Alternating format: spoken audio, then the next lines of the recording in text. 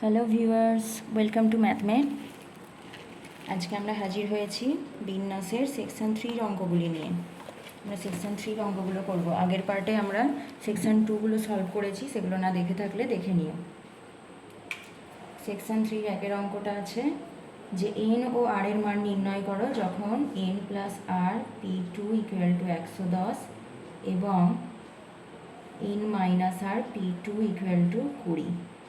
তাহলে এই দুটোকে আমরা সলভ করি। এটাকে প্রথম সলভ করছি, এটাকে কি লিখবো? N plus r factorial by n plus r minus 2 এর ফ্যাক্টরিয়াল ইকুয়াল টু 110। এটাকে কি লিখতে পারি? N plus r minus 1 N plus r minus 2 এর ফ্যাক্টরিয়াল, নিচে এন প্লাস আর মাইনাস 2 এর ফ্যাক্টরিয়াল ইকুয়াল টু 110।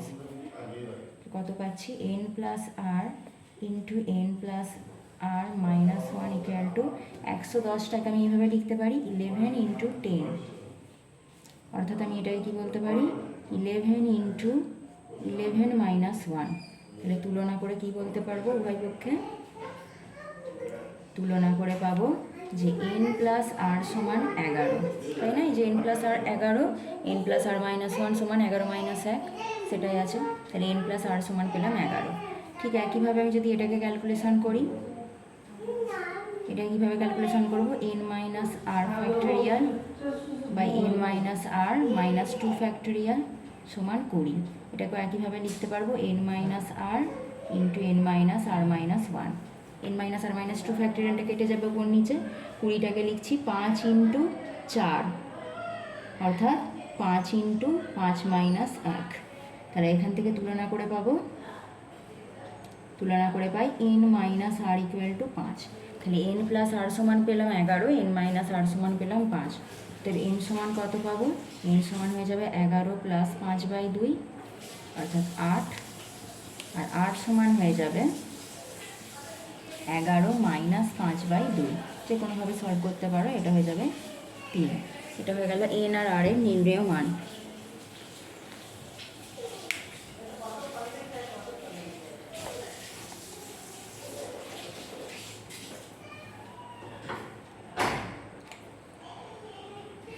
নেক্সট একটা দেখো, বলেছে লগারিদম শব্দটির অক্ষরগুলি কত বিভিন্ন রকম উপায়ে সাজানো যায়। শব্দটা কি আছে? লগারিদম।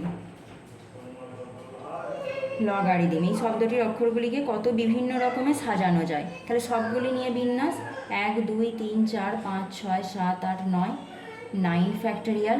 কোনো অক্ষর রিপিট থাকলে নিচে সেটা হবে এল একবার আছে, ও একবার আছে, জি এ আর আই সবগুলোই একবার করে আছে। তাহলে এটা টোটাল বিন্যাস হয়ে যাবে 9 ফ্যাক্টরিয়াল।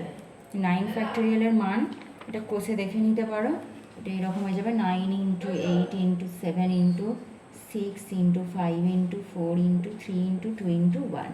এটা হয়ে যায় 9 ফ্যাক্টরিয়ালের মান। এটার মানটা ক্যালকুলেটরে বসিয়ে নিতে পারো, এইরকম আসবে 3628880। এটা গেল প্রথম কোশ্চেন। দ্বিতীয় কোশ্চেনে কি বলেছে? দ্বিতীয় কোশ্চেনে বলেছে যে এদের মধ্যে কতগুলি এল দ্বারা শুরু হয়, অর্থাৎ প্রথম পজিশন কটা অক্ষর আছে? 1 2 3 4 5 6 7 8 9টা অক্ষর আছে। এই 9টার প্রথমে এল বসবে, মানে এই জায়গাটা ফিক্সড। তাহলে বাকি যে 8টা জায়গা আছে, এরা কত ফ্যাক্টরিয়াল উপায়ে বিন্যস্ত হবে? খুব স্বাভাবিক, 8 ফ্যাক্টরিয়ালে এটা ফিক্সড, বাকি 8টা অক্ষর 8 ফ্যাক্টরিয়াল উপায়ে বিন্যস্ত হবে। তাহলে এটার অ্যান্সার হবে 8 ফ্যাক্টরিয়াল, অর্থাৎ 8 ফ্যাক্টরিয়ালের মান হয় 40320। ক্যালকুলেটরে দেখে নিতে পারো। নেক্সট বলেছে কতগুলি এল দ্বারা শুরু হয় কিন্তু এম দ্বারা শেষ হয় না। অর্থাৎ এই থার্ড কোশ্চেনটা বলেছে এইরকম, এই প্রথম পজিশানে এল থাকবে, কিন্তু শেষের পজিশানটা, এই যে 1 নাম্বার পজিশান, এটা 9 নাম্বার পজিশান, এখানে কিন্তু এমটা থাকা চলবে না। তাহলে যদি এম না থাকে, এল অলরেডি এখানে বসে গেছে, তাহলে এল আর এম বাদে এখানে বাকি অক্ষরগুলো বসতে পারে। তাহলে এই 9 নম্বর জায়গাটা কত উপায়ে পূর্ণ হতে পারে? দেখো 9টা অক্ষরের মধ্যে এল এখানে বসবে না, এমও এখানে বসবে না, কারণ এল এখানে বসে গেছে। তাহলে এইটা 7টা উপায়ে পূর্ণ হতে পারে 9 নম্বর স্থানটা। বাকি আমার কাছে জায়গা পড়ে আছে কটা? 7টা জায়গা পড়ে আছে আর 7টা অক্ষর পড়ে আছে। তাহলে সেটা 7 ফ্যাক্টরিয়াল উপায়ে বিন্যস্ত হবে। তাহলে টোটাল বিন্যাস কত হবে? এইটা একটা উপায়ে, এটা 1 লেখার দরকার নেই, তাহলে বাকিগুলো 7 ফ্যাক্টোরিয়াল, আর এইটা নিজে 7টা উপায়। তাহলে 7 ফ্যাক্টোরিয়াল ইন্টু 7 এটার হবে মান। এটা ক্যালকুলেটারে বসিয়ে করে নিতে পারো, আমি আর গুণটা করছি না। তাহলে এটা হবে আমাদের অ্যান্সার।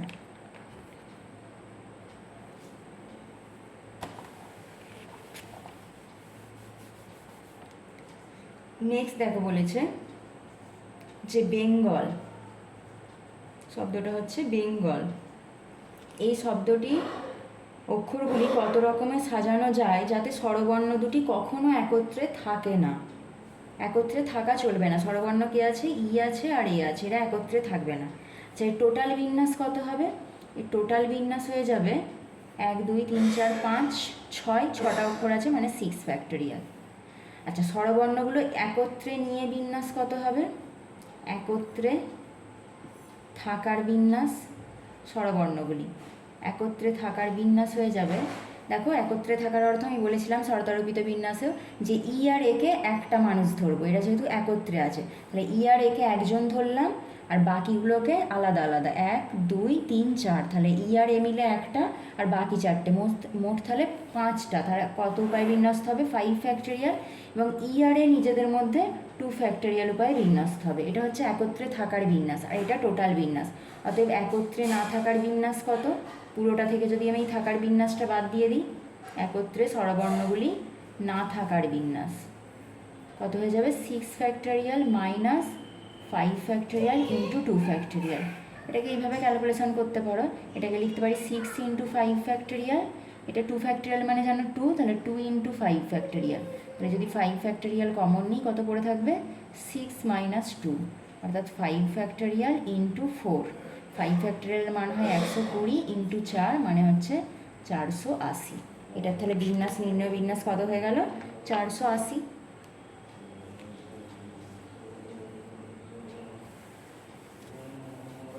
4 নাম্বার দেখো, স্ট্রেঞ্জ শব্দটা দিয়েছে স্ট্রেঞ্জ।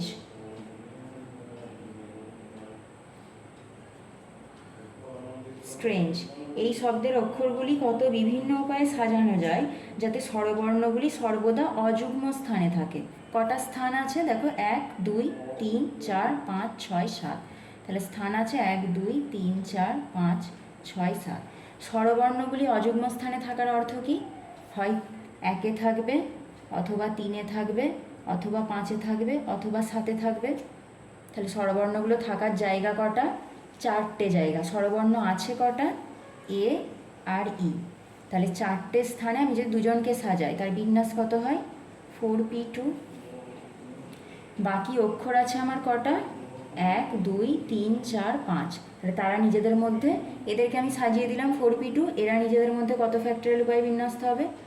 5 ফ্যাক্টোরিয়াল উপায়ে বিন্যস্ত হবে। তাহলে 4p2 মানে 4 factorial by 2 factorial into 5 factorial. তাহলে 4 ফ্যাক্টোরিয়াল মানে হচ্ছে 4 ইন্টু 3, 2 ফ্যাক্টোরিয়াল কেটে যাবে, ইন্টু 120। 12, এটা হচ্ছে 12 ইন্টু 120। 12 স্কোয়ার মানে হয় 144, তাহলে এটা হয়ে গেল 1440। বোঝা গেছে? নেক্সট যায়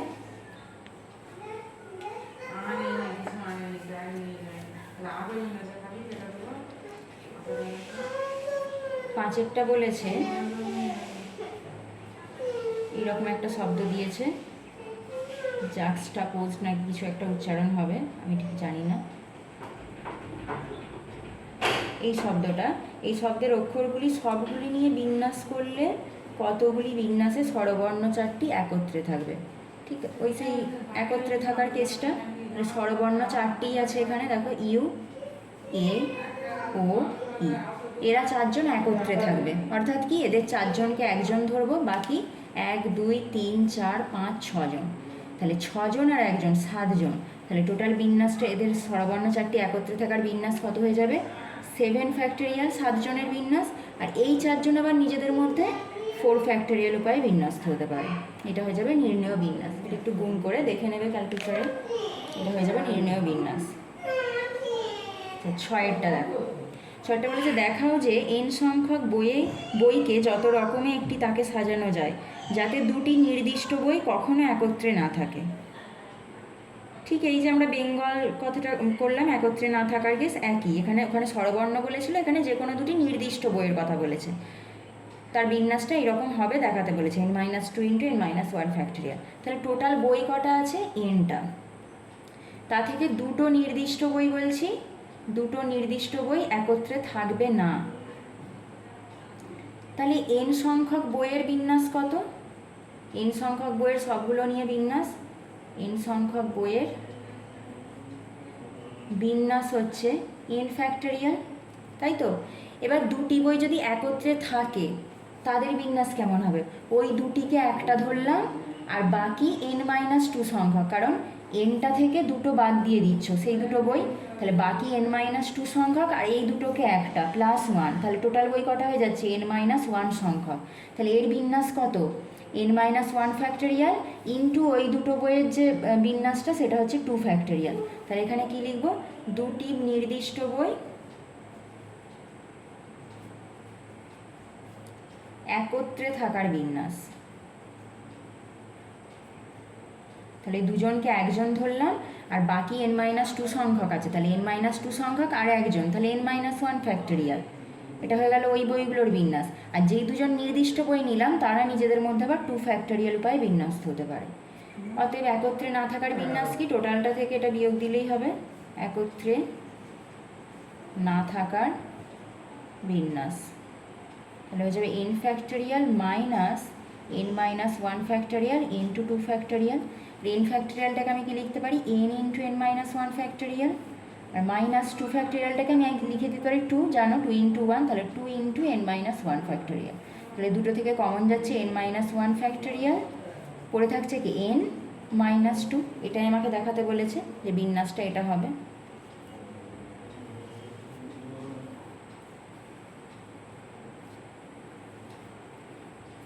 নেক্সট দেখো, সাতেরটা বলেছে যে 3 জন বালককে একত্রে রেখে 3 জন বালক ও 5 জন বালিকাকে কত রকমে একটা শাড়িতে সাজানো যায়। এটা কত? 7 দাগ। তাহলে বালক আছে কজন? বালক আছে 3 জন, আর বালিকা আছে 5 জন। বলছে এই বালক 3 জন একত্রে থাকবে, আবার আগের মতো এই 3 জন মানে তার মানে একজন আর বাকি 5 জন, তাহলে টোটাল কত হচ্ছে? তাহলে বিন্যাস কত হয়ে যাবে? এই একজন এই 5 জন, তাহলে 6 ফ্যাক্টোরিয়াল, আর একটা কি এই 3 জন আবার নিজেদের মধ্যে 3 ফ্যাক্টোরিয়াল উপায়ে বিন্যস্ত হতে পারে। এটা হয়ে যাবে আমার বিন্যাস। এটা গুণ করে দেখে নিতে পারো, 6 ফ্যাক্টোরিয়ালের মান হয় 720 আর 3 ফ্যাক্টোরিয়াল মানে হয় 6। তাহলে 0 6 দুগুণে 12 2 6 7 42 আর 1 43, 4320।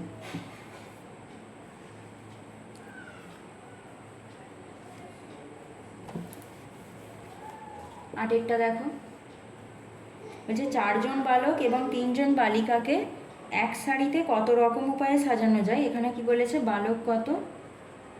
বালক আছে 4 জন আর বালিকা আছে 3 জন। বলছে এদেরকে কত রকমে সাজানো যেতে পারে যাতে কোনো দুজন বালিকা কখনো পাশাপাশি না থাকে। তাহলে কোনো দুজন বালিকা যদি পাশাপাশি না থাকে নিশ্চয়ই দুজন বালিকার মাঝে একজন করে বালক থাকতে হবে, অর্থাৎ একজন বালক একজন বালিকা এইভাবে থাকতে হবে। তাহলে বালিকাদের আমি যদি আগে বালকগুলোকে সাজিয়ে নিই, বালক কজন আছে? 4 জন আছে। তাহলে এখানে একজন বালক, এখানে একটা গ্যাপ থাকবে, এখানে একজন বালক, এখানে আরেকটা গ্যাপ থাকবে, আর একটা বালক আর আরেকটা বালক। তাহলে বালকদের 4 জনকে আমি বসিয়ে নিলাম একজনকে ছাড়া। তাহলে বালিকারা কোন কোন স্থানে বসতে পারে? এখানে এখানে এখানে আরও বসতে পারে। দেখো এখানে বসলেও একজন গ্যাপ থাকবে, যদি এখানে একজন বসে তাহলে পাশাপাশি বসবে না, আর এখানেও বসতে পারে। তাহলে বালিকাদের বসার স্থান কটা? 1 2 3 4 5। তাহলে 5টা জায়গায় 3 জনকে সাজাবো, বিন্যাস কত হয়? 5p3 ইন্টু কি হয়ে যাবে? এই 4 জন বালক আবার নিজেদের মধ্যে 4 ফ্যাক্টোরিয়াল উপায়ে বিন্যস্ত হবে, ইন্টু 4 ফ্যাক্টোরিয়াল। এটাকে ক্যালকুলেশন করো, এটা হয়ে যাচ্ছে 5 ফ্যাক্টোরিয়াল বাই 5 - 3 মানে কত? 2 ফ্যাক্টোরিয়াল ইন্টু 4 ফ্যাক্টোরিয়াল। তাহলে 5 ফ্যাক্টোরিয়াল মানে হচ্ছে 5 ইন্টু 4 ইন্টু 3 ইন্টু 2 ফ্যাক্টোরিয়াল হবে, নিচে 2 ফ্যাক্টোরিয়াল আছে কেটে যাবে, তাই আমি আর লিখছি না। আর 4 ফ্যাক্টোরিয়াল মানে হয় 24। এটা গুণ করে নিতে পারবে, 5 4 হয় 20 আর 3 24 হয় 72। তাহলে 72 ইন্টু 2 মানে 7 দুগুণে 14, 2 দুগুণে 4, 7 দুগুণে 14, 144। তার গায়ে একটা শূন্য, 20 ছিল, তাহলে 8-এরটা হয়ে গেল 1440। নেক্সট দেখো,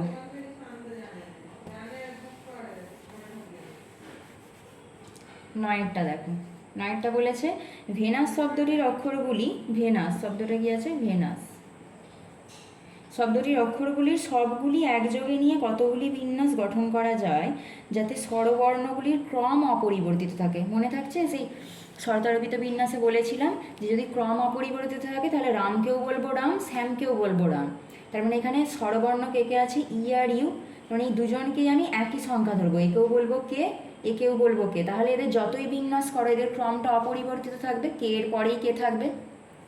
তাহলে এদের বিন্যাস কত হবে, টোটাল অক্ষর কটা আছে, 1 2 3 4 5, 5 ফ্যাক্টরিয়াল, আর দুটো কে ধরে নিচ্ছি, তাহলে বাই 2 ফ্যাক্টরিয়াল। তাহলে 5 ফ্যাক্টরিয়াল মানে হয় 120, 2 ফ্যাক্টরিয়াল মানে 2, তাহলে এটা হবে 60।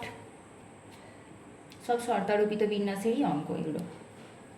আচ্ছা 10-এরটা দেখো, যে 2 4 5 7 8 আর 0, এই অঙ্কগুলির সাহায্যে 4 অঙ্ক বিশিষ্ট কতগুলি সংখ্যা গঠন করা যেতে পারে যাদের প্রত্যেকটিতে অঙ্কগুলি বিভিন্ন হবে, অর্থাৎ একটা সংখ্যা একবার নিতে পারবে।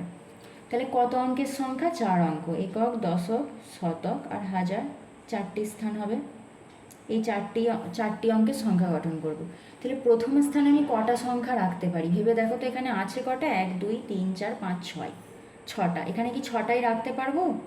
এখানে যদি আমি শূন্য রেখে বাকি যদি একটা সংখ্যা দিই, এটা কত অঙ্কের সংখ্যা হবে, 3 অঙ্কের সংখ্যা হয়ে যাবে, কিন্তু আমাকে গঠন করতে হবে 4 অঙ্কের সংখ্যা। তাহলে প্রথম স্থানে আমি শূন্য রাখতে পারবো না, বাকি যে কোনো অক্ষর রাখতে পারি। তাহলে শূন্য বাদে বাকি অক্ষর মানে 1 2 3 4 5, তাহলে প্রথম স্থানটা পূরণ হতে পারে 5টা উপায়ে। তাহলে এখানে একটা সংখ্যা রেখে দিলাম, এই 5টার মধ্যে যে কোনো একটা, বাকি এখান থেকে এখানে আমি শূন্য রাখতেই পারি, তাহলে 4 অঙ্কের সংখ্যাই থাকবে। তাহলে এই শতকের স্থানটা পূরণ হতে পারে কত উপায়ে, এখানে যেটা রেখে দিলাম সেটা বাদে আরও বাকি 5টা অক্ষরই থাকবে। দেখো এখানে ধরো 5 রেখেছি সাপোজ, তাহলে এখানে পড়ে থাকবে কি 2 4 7 8 0, দেখো 5টা অক্ষরই পড়ে আছে, তাহলে এটাও পূরণ হবে 5টা উপায়ে।